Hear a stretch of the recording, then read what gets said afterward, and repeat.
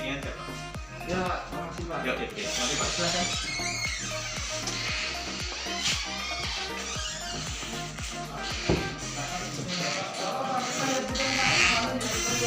Ya, boleh silakan.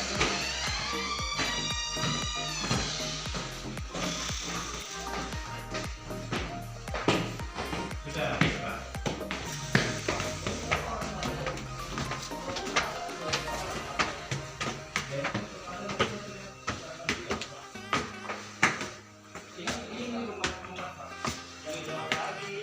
Ini rumah Pak kali ini. Tuh, masih banyak. Ini rumah Pak.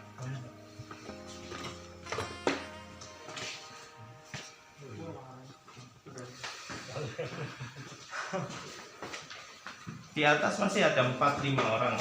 Berarti belum habis kan? Kan saya bilang 14 orang Pak. Ayo situ naik.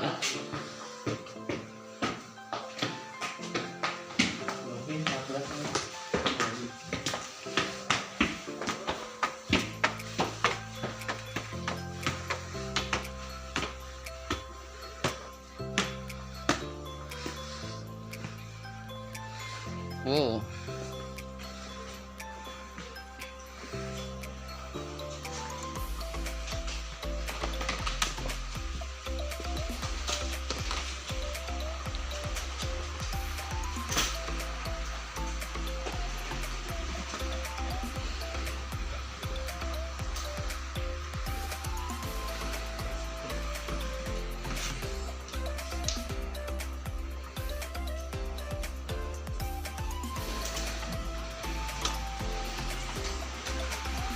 Pak, nggak boleh masuk itu Pak.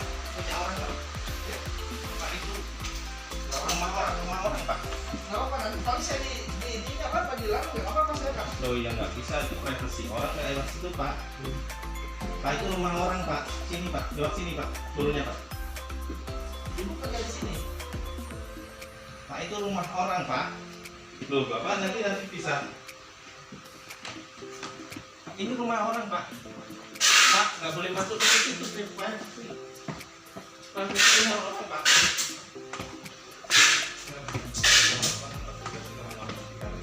Itu rumah orang. Jadi bukan. Masih ada, tolong suruh turun.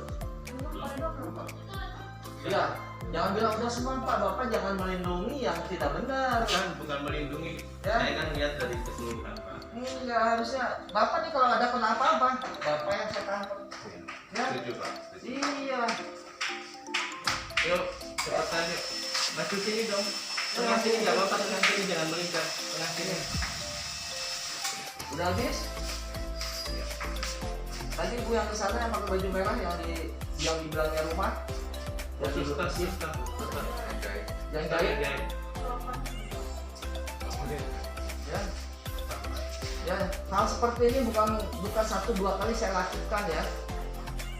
Jadi ada banyak perusahaan juga mengelabui saya seperti ini. Ya. Kemarin baru kulit sakti. Saya kesini tuh buat menyelamatkan kalian. Ya. Buat menyelamatkan ini mau dinaikin lagi apa enggak nih? Saya tanya dulu nih sama bapak nih. Bapak siapa namanya Pak? Ini Saya mau tanya saya mau naikin 2 apa nggak usah? cukup di Bapak saja. Ya, tapi tolong perhatikan nih keselamatan teman-teman pekerja ini karena mereka ini aset kita semua. Ya, Baik. ini aset kita semua nih. Jujur Pak, berapa orang yang udah kena di sini?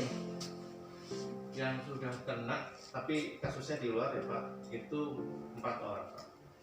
Karyawan kita yang kena, mau kasus di mana saya nggak peduli ya, ini karyawan 4 4 orang. orang. Sekarang ada yang suruh masuk nggak ada yang kena COVID di sini? Nggak ada. Bener? Ya. Nggak ada ya? Nggak ada. Jadi nggak usah diumpet-umpetin, nggak usah takut. Catat nama saya Pak Diki, Iya, kantor Pak. saya di Perumahan Semper. Saya diberi kewenangan oleh gubernur dan oleh presiden langsung nih. 2 orang kita karyawan ini nih, itu Pak. PPKM ya, presiden langsung menginstruksikan.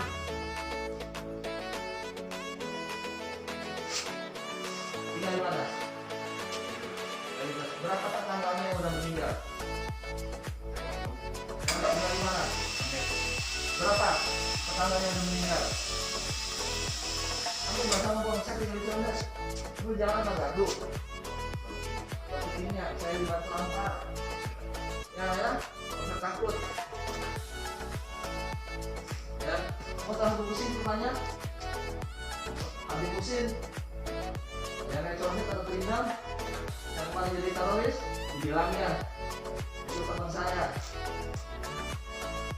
Ini nggak usah takut kalian, saya mau menyelamatkan kalian nih, masyarakat nih.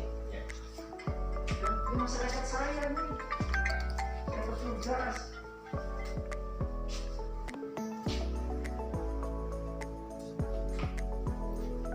Sekarang saya minta nih, dalam hormat nih Pak, apa tadi? Julius.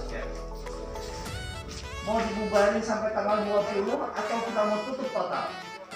Saya bubarin tanggal 20. Ya, ini ada di segel nih, saya udah siapin nih. Ya, Bisa dilihat di TV, bisa lihat di berita-berita, itu saya nyegel. Lihat di YouTube, saya nyegel. Saya nggak segan-segan, tapi kalau masih humanis, kita bisa ajak bicara, enggak? Kalau Pak, ya.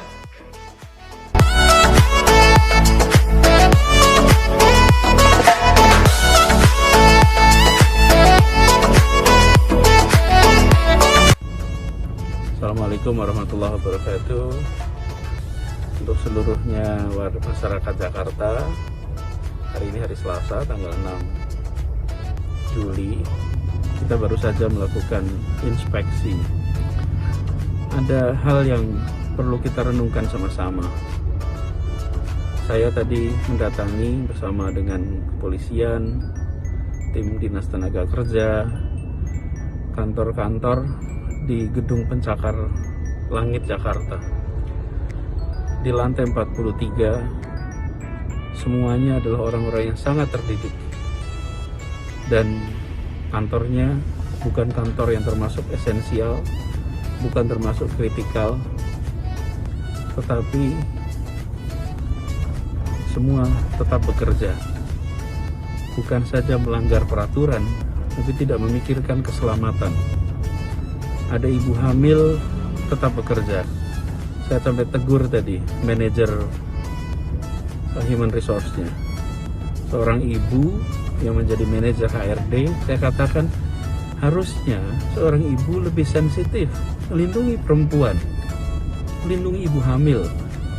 Tidak seharusnya mereka berangkat bekerja seperti ini. Kalau terpapar, komplikasinya tinggi.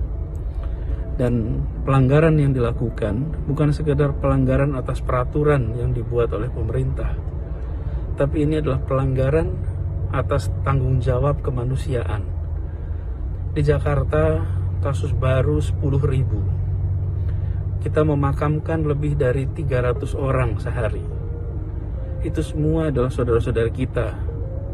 Itu semua adalah ayah, ibu, kakak, adik dari kita semua. Karena itu saya minta kepada semuanya, jangan tiru yang terjadi barusan kita lihat.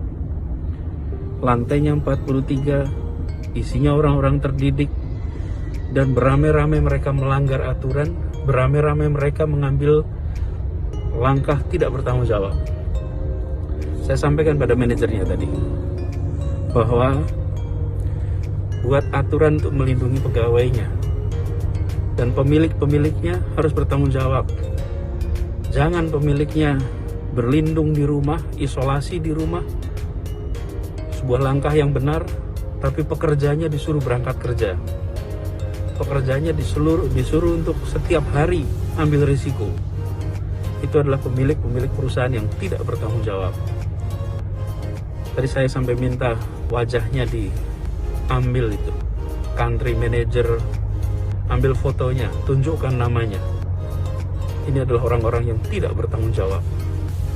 Orang-orang yang memilih untuk membuat karyawannya ambil resiko. Tadi langsung kantornya suruh tutup, semua karyawan harus pulang, dan langsung diproses hukum. Termasuk dari kepolisian akan memproses secara pidana. Karena mereka melanggar undang-undang wabah. Jadi saya minta kepada semua, mari ambil sikap tanggung jawab. Ini bukan sekedar soal peraturan, bukan sekedar soal pasal. Ini adalah soal melindungi sesama, melindungi saudara-saudara kita, melindungi anak buah kita, melindungi pekerja yang bekerja untuk perusahaan kita. Ambil sikap tanggung jawab itu. Buat para orang tua, buat anak-anak, tanyakan pada ayah, pada ibu, apakah sektornya sektor esensial atau kritikal. Buat kakek, nenek, tanyakan pada anak-anaknya, ini pada pergi kerja sektor esensial, kritikal atau tidak. Kalau tidak, ambil sikap tanggung jawab. Dan bila Anda menemukan tempat Anda bekerja bukan sektor esensial, bukan sektor kritikal, laporkan. Lewat apa? Aplikasi Jaki. Dengan aplikasi Jaki itu, maka Anda bisa laporkan dan nama Anda tidak muncul. Anda akan terlindungi identitasnya. Lalu segera kita akan melakukan tindakan untuk menegakkan aturan. Tapi ada yang tanya, apakah akan dihukum seberat-beratnya? Saya katakan, hukuman itu bukan untuk memuaskan perasaan kita. Hukuman itu adalah untuk menegakkan peraturan. Jadi bukan menghukum sepuas-puasnya, tapi menghukum sesuai dengan ketentuan perundangan. Ini adalah negara hukum. Ini adalah negara yang diatur dengan tata aturan hukum. Karena itu ketika memberikan sanksi bukan untuk memuaskan hati, tapi memberikan sanksi untuk menegakkan aturan. Karena itu saya minta kepada semua, sekali lagi, jadilah pribadi-pribadi yang mentaati hukum, bukan sekedar mentaati penegak hukum. Jadilah pribadi-pribadi yang ikut melindungi saudara-saudara kita. Jangan justru membuat saudara-saudara kita berisiko terpapar. Mari kita jalani ini dengan keseriusan. Insya Allah ini bisa mempercepat masa sulit untuk selesai. Masa sulit ini segera bisa cepat selesai kalau kita sama-sama bekerja dengan baik, kolektif, disiplin untuk menjaga keselamatan, mengurangi interaksi. Itu aja dulu. Salam untuk semuanya. Assalamualaikum warahmatullahi wabarakatuh.